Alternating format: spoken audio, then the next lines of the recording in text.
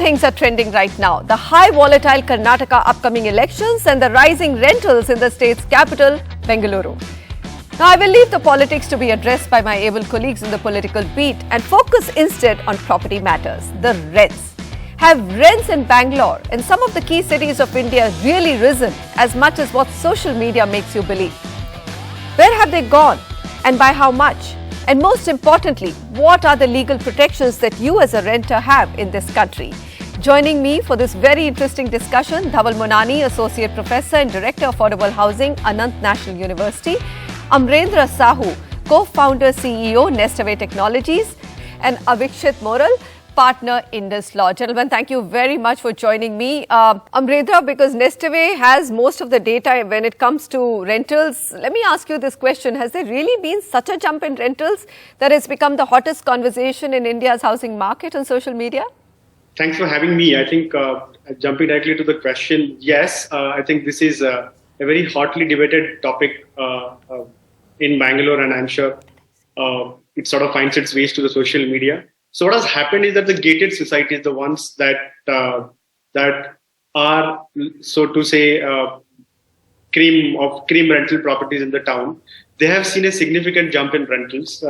And, you know, as we see, and when we talk to owners, it's pretty much not very much owner driven as much as the tenant driven, because of the COVID situation. What's happening is that people aren't sure when it is actually going to end. You know, now also you see reports of daily infections counts growing. So what was this gated society, what was just a housing place, is also now a COVID hideout for a lot of people, because people are assuming if lockdown happens or work from home happens, they would want to be in a space where, you know, they could walk out in the evening. So you see that getting that apprehension / anxiety in minds of people coming into 20-30% increase in rental prices in top societies in Bangalore. Having said that, the other ones, the regular ones, the ones close to the IT pocket see 10-15% jump. So a lot of uncertainty around COVID and is actually finding its way to increase rental property prices. But non-IT areas in Bangalore haven't seen like a noticeable jump. Okay. Yeah. All right. So let's tell our audience what has been the jump in India's top 10 rental micro market increases by percentage, and this is ANAROG data, very precise. Let's just take three of the top, which is Thani Sandra, Whitefield and Sarjapur Road. And as Amarendra mentioned, that these are the IT hubs in Bengaluru. Now, Thani Sandra and Whitefield have seen a 30% jump in rentals when compared to 2019. But between 2019 and 2020, actually rents went down. Landlords were also forced to cut down rents because a lot of people went back home. After that, of course, if you take it from the 2020 to now period, there's been a 40% jump. Chembur in Mumbai has also seen almost 30% increase in rentals, and surprisingly, the next two are in Pune, Hinjewadi and Wagholi, followed by Pallavaram in Chennai, and Noida Sector 150 in NCR, and Baner in Pune again, and Mulund in MMR. So these are the top 10 micro markets with the highest rental increase between 2020 and 2023 percentage-wise is what we've shown you. Again, I'm saying that you have to keep a note that some of them have actually declined as well. Mr. Monani, I will come to you. Is this trend, so much about COVID or about inflation? Ultimately, this is an asset class which is so closely related to inflation. And why are we so surprised with this? Thanks, Manisha. Thanks for having me. Now, when you look at rentals, I think you need to understand two things. One is rentals and one is rental yields. So while rentals in India are rising, one of the key problems in India remains that the rental yields are some of the lowest in the world. Today, if you rent out an apartment, it's likely to give you 2 or 3% return, which is even less than your cost of capital. You borrow at nearly 8%. So what happens in a time of high inflation and rising interest rates is that even the landowners are unable to meet their payments. Now, for that, for rental to become a viable class for somebody to buy and rent, he needs to cover some costs. So that, of course, is one reason. Second, definitely COVID, because you saw this whole, this 2-year period in India where construction and supply came to a grinding halt and your supply of rental units increased. Now, when that reverses, you are likely to have this temporary distortion in the market. And all the regions you mentioned, we also need to take a step back and look at them contextually. There is a reason for Bangalore to rise because, Bangalore has had a lot of people moving back in. Mumbai, because a lot of Mumbai is in redevelopment. So Mumbai rentals, though have risen, are likely to see some sort of correction going ahead in the next 2 or 3 years when a lot of supply comes in. Delhi, again, less supply. So I think there are a mixture of these reasons, but one of the key reasons remains, I would say, rising interest rates as well. Rising interest rates, inflation, and of course, what I caught from your conversation, and this is something that I'd like to throw back on Amarendra. Amarendra, I know there's a lot of noise, but look at the Indian market. Rentals have always been yields, let's say. What is a capital value? And for our audience, what are rental yields? These are the returns that you get as rent if you take it as a percentage of the capital value of the asset or the home that you're occupying. So these have actually been as low as 1.5% to 2% in India, which have now probably jumped to about 3.5%, and in some markets actually bordering on 4%. Amarendra, is this short term? Is it also a supply crunch? Because a lot of projects came to a halt. Bangalore is not a market where supply doesn't come in. I mean, there are tons of good developers and builders and lots of projects have been announced. So what's your sense on how rental yields will move and the supply situation in the next 2 to 3 years? So I guess the rental yield part has nothing to do in our experience with buyer psychology, because I think home is a very sort of mixed asset class where people are not buying, and the middle class is not buying homes because they are trying to sort of judge it against, let's say, every interest, which is even higher than the rental yields in India. But because it's tangible, it brings them prestige, it's a social security. They think it's a great kind of project to give it to your children. It's a very visible, tangible inheritance object, right? So there are mixed emotions that people deploy when they sort of are buying homes. So to me, rental yield and the home purchase behavior can remain like rational for long. On the topic of new constructions happening, so if you look at Manisha, the new constructions are happening actually outside of currently what I would call as livable area. These are areas wherein if a new project is coming in a livable area, it's expensive, dead expensive. So a lot of new constructions in Bangalore today are happening on, let's say, towards the new airport, Devanahalli. But from there to come to work to Whitefield or to Bellandur or to, Indranagar, Koramangala is an arduous task because of the transport infrastructure in this country.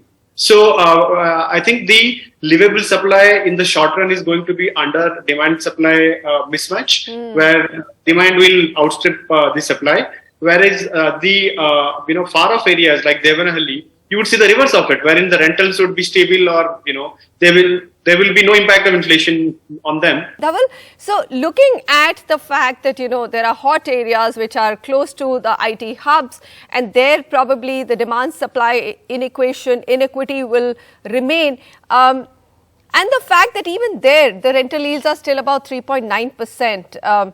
Do you believe that if the market actually takes cash out of all of real estate, we could see much better rental yields in this country and rents are actually not expensive?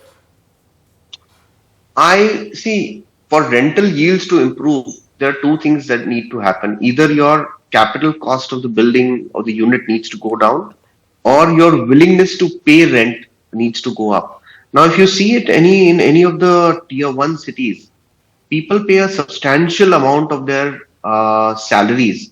I would say, sometimes even as high as 20% or more as rents.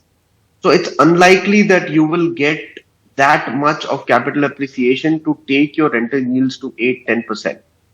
Now, the only way I see, a way out of this, and this is again, sort of a speculation on my end, is that in India, we don't build to rent. So there are properties that are built to rent out. So they make better use of square footage, finishes, and they create alternate sources of revenue. And that's where the whole co-living industry has evolved. So tomorrow, if going ahead, we have organized rental coming in, I'm sure these yields will go up. But in the current scenario where people are buying in apartment complexes where they live and they rent out, I don't see a scenario where we'll cross 8 or 9% of yields. Very, very unlikely. You've opened a big point of conversation, and if I work it backwards, it's pretty much that the capital cost of buying a home in any of the Indian cities is very high. I'm going to now move on the topic of what are the renters' rights. Now, Union Cabinet approved the Model Tenancy Act in 2021. All states are supposed to actually adopt it or modify it, because after all, land is a state subject. Now, this governs the rights and duties of both the tenants and the landlords. Yet, Avikshit, we hear tenants bitterly complaining against the arm twisting tactics of landlords. And comment on this. 2 months is what is supposed to be taken as deposit for renting out any residential apartment or a home, but it varies from 6 months to as much as 12 months in some places in Bengaluru, and 6 months in Bombay is a norm. So why is this happening? So Manisha, in order to answer your question, let me give some background. As far as the Model Tenancy Act was concerned, that was actually more or less like a guiding principle to the states, and the states were supposed to adapt it in a form and manner that there was no compulsion on the states to follow as it is. The second point that I wanted to highlight, and which actually has a very crucial role to play on the question that you've asked, is the word rent itself. So we generally have this tendency of using the word rent very loosely. But when you go into the nitty-gritties and the remedies available to me, it actually means a variety of different things. For instance, if you come to a Bombay market, the trend would be to see licenses. There is no concept of rent here as such. When you go to other markets, you will see that there are a lot of leases that are happening. So the underlying laws are actually different, and it's not only purely on the basis of the Tenancy Act. Now, coming especially to the Tenancy Act, unfortunately, the Tenancy Act that way is very brief, very short. It's tried to address the dispute resolution mechanism and try to make it more efficient. But on these points of, on rental, what is the nature of rental, cap on rental, cap on deposit, it's absolutely silent. Avikshit, are you saying that the Model Tenancy Act is not strong enough to protect the rights of the renters? Because if you go through the points, I buy your point that it's not binding on states. That's something quite obvious, because under the Constitution, housing and land is a state subject. But if I read through the pointers, there are tons of protections offered to tenants. Resolution is one, but there are things which have been specified. It's just about, isn't it about the fact that states have not adopted it? And therein lies the problem? So Manisha, I'll be honest with you. If I do a comparison of the Central Act with the existing State Act that's there, let's for example take Maharashtra's example. The Maharashtra State Act is much more robust as far as protection to tenants are concerned.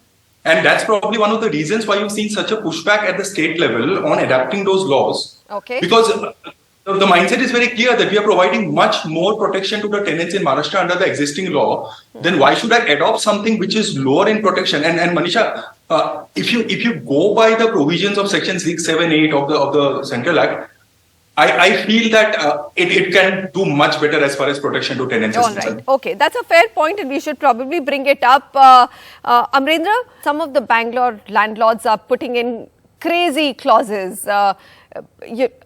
You have to whitewash, you have to do pest control when you vacate my home, to go, what you can eat, what should your marital status be. And of course, this is prevalent. Religion that you will bring in, or if I follow a certain religion, a lot of Bombay societies ban me from taking a home, my status as single or married. So many contours to that. I mean, is there a way to resolve this conundrum? So I'll give you an example. We started Nestaway in 2015 in Bangalore. We started with 2 months of deposit, and I sort of say that with pride. Where a lot of tenants quote Nestaway as example to sort of negotiate with their deposit amount with non-Nestaway owners, and a lot of times they're successful. So this 2 months deposit, 5 months deposit, Hindu, Muslim, or a bunch of other things in general is actually a proxy for risk mitigation by the owner. Look, in India, if your house is worth 1 crore and it gets into a dispute, how long it could take, how much of time, attention, energy it takes to kind of get it back. For an owner, he is trying to risk mitigate in ways he best understands what the risk is. Like if he comes from a certain section of society where he feels people from particular religion background, particular job profile can be riskier, he just wants to avoid sort of getting into that. So the state failure in addressing disputes in timely manner is actually getting reflected as biases in the market. When we went in and we said, hey, you know what, we are going to make sure that your house is going to come back to you, even if in the face of a dispute, because we are not going to civil courts. We are going to go to a one-party arbitration. All our rental contracts have those clauses. And when you could convince owners that, it is not riskier, the residual risk of renting with Nestaway is much lower than you would rent that on your own. And if it is high, they will deposit as a proxy or some filter of tenants. So I guess it's a very complicated market failure rather than people acting funny. And of course, owners, if they want to act funny, there's very little you can do, especially if they've got a property which is excellent and much in demand. Well, we'll take a quick break now. Stay with us for some answers on how we can actually create a larger stock of rental homes across the country, because home ownership isn't for everyone. And that is what Mr. Monani raised as a very important point. Can we create a larger stock? On that note, we'll take a quick break.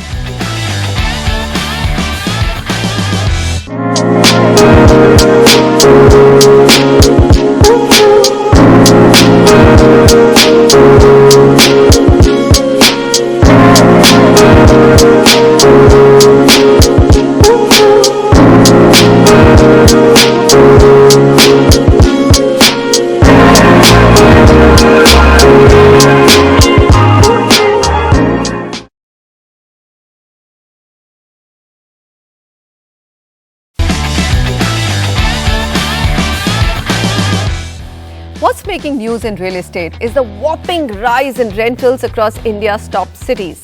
It's not rocket science. We all know when demand exceeds supply, the cost of any good or service is bound to rise. So how do we create a larger stock of rental housing in India? Not everyone wants to own a home, even though the country is geared towards it. Millennials, Gen Z, in fact, many of them are happier renting it out. And we were in conversation with Dhaval, Monani, Amarendra Sahu and Avikshit Moral. I'm going to come to you, Dhaval, because you raised this big point. As a country, we are more geared towards house ownership than house rentals. But the millennials are changing, next generation is changing. Do you think the urban rental housing policy or draft, I would say it's not a policy, would probably bring that change? Frankly speaking, we are looking at the largest urban migration that will ever happen in human history. Today, we are looking at a shortfall of 26 million homes, but we have 10% of that, 2.5 million, 3 million people migrating to urban areas, households every year. So we don't have a choice but to increase it. In all of this milieu, we forget 2 points we overlook 2 points. That if you take any of India's larger cities, and I'll take this example of Ahmedabad because I happened to do a survey there. 14% of all stock in Ahmedabad is lying vacant for various reasons. And one of them definitely is that, people don't want to get into agreements and problems with tenants. And that's where we need some intermediaries. Second, we also need a very conscious effort by the government to rationalize taxation on rental yields. Now, you cannot, a house is a capital expenditure. So you cannot write it off except for the exemption of 1.5 lakhs that is given. So it doesn't make business sense. But in spite of that, 66% of your rental, if you fall into that category, is taxed. So unless we can rationalize this, we will never create enough incentives for people to get into formal rental, create that stock. Avikshit, what's your view? I mean, what is stopping the government from making or bringing to life that urban rental housing policy that's been, drafted in 2015 but never seen the light of day? So, Manisha, I think one of the key consideration has to be a political consideration. Because Mumbai, at least, if you take the example of Mumbai, there is a strong voter base who are actually dependent on these kind of housings, and immediately nobody wants to rock the boat. There are 2-3 things that I actually just quickly wanted to bring to your notice. There was somebody during the show who mentioned about quick dispute resolution. Let me add a point here. The way of getting around things is not a quick resolution of dispute, but to ensure that there is no dispute that is getting created on a daily basis. That's how you draft the laws. That's one.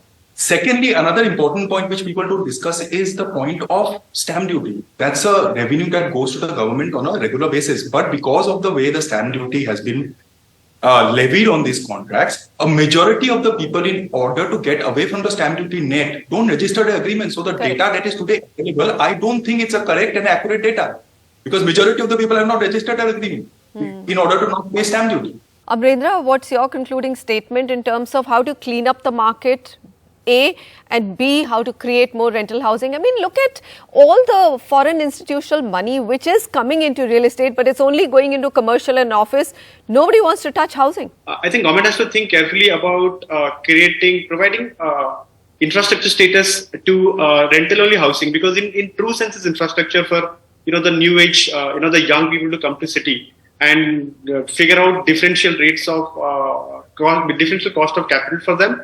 Because and I don't recollect where I read it, but I read somewhere that there are free government lands in cities, and government is actually seriously thinking about creating residential complexes only for rental purpose. So some of that is actually going to create new affordable stock in the market and could ease out rental pricing in long term.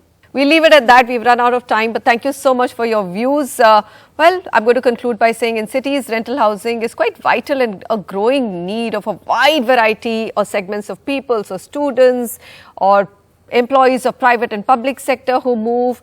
Everyone needs a good quality rental housing. So let's hope that this becomes an important conversation and an idea from the government on how to go forward.